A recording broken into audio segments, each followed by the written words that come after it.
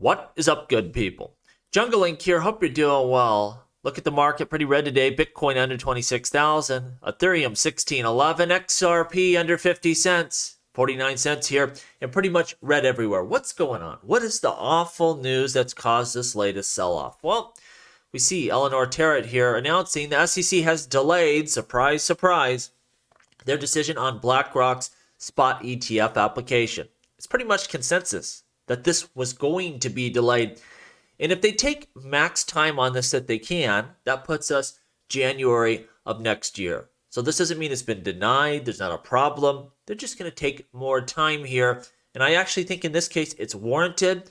And I'll tell you this. There's two reasons why I think this gets the yes. Number one is the court case versus Grayscale takes a lot of responsibility off the SEC. If things go wrong and we see pension funds and endowment funds take on massive losses here, well, the SEC is going to say, what do you want? We kept blocking it. And the court said we had to push it through there. So we tried to protect the markets and, we couldn't. And if things go right, the SEC can go, well, we approved the very popular product and we're heroes. So it kind of gives them a good out there.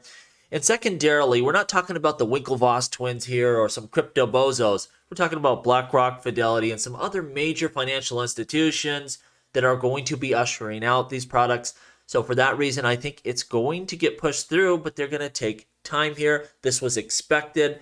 It could still happen sometime this year. But again, I expect them to take maximum time and for this sucker to get done in January of 2024. Now, even if that doesn't happen, what does that really mean? For the long term, nothing. This is happening. 100%. We will have ETFs for cryptocurrencies and not just Bitcoin, the greater altcoin space as well. It's just a matter of time. What arbitrary date does it happen? And trying to guess that with any kind of certainty is, really a fool's errand. It's just if you look at the long term and recognize this is getting integrated in with traditional finance, you know where we're headed. The when isn't so important. So I guess this is causing the sell-off today. Crypto does that, goes up, goes down. You just look at that long term and see where we're going. And I think that's all that matters. Robinhood buying back Sam Bankman-Fried's stake in the company, $605 million. And I don't know how that relates to current market value of those shares, but I think they just want Sam out. They don't want to be attached to this fiasco. They don't want him or FTX attached in any sort of way to their company, so they're just getting rid of him. Here's the money. Give us our shares and just, go away. We don't want to be involved any longer. I think that's what you see going on here. And that money will go into the bankruptcy estate and probably be siphoned off to attorney fees. Now, this is interesting. We see this new amendment coming up. My buddy on ledger.net put this up today. And this can be scary if you don't understand what's going on. The purpose of this amendment is labeled Enhancing Trust and Safety with Clawback Features on the XRP ledger. Wait a minute here. What are we talking about? Clawbacks. Well, this isn't about XRP, the native asset. This is for issued assets. So people have the ability to, claw back in some situations those assets. And so it's important when you're buying an asset to understand if this goes through, does it have that feature? I think they're really clearing the way. We see here Circle. They have the ability, people might not know that, but to freeze accounts and things like that on Ethereum, and Stellar also has this ability.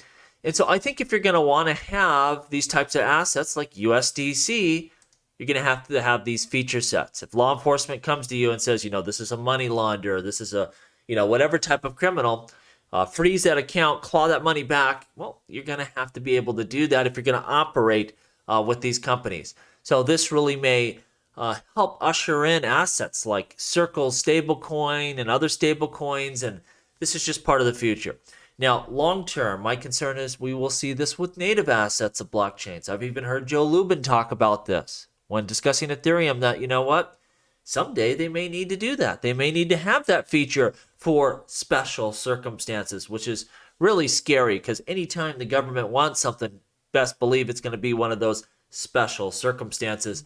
But at this point in time, what we're looking at here has nothing to do with the native asset. It has nothing to do with XRP. It's just issued assets.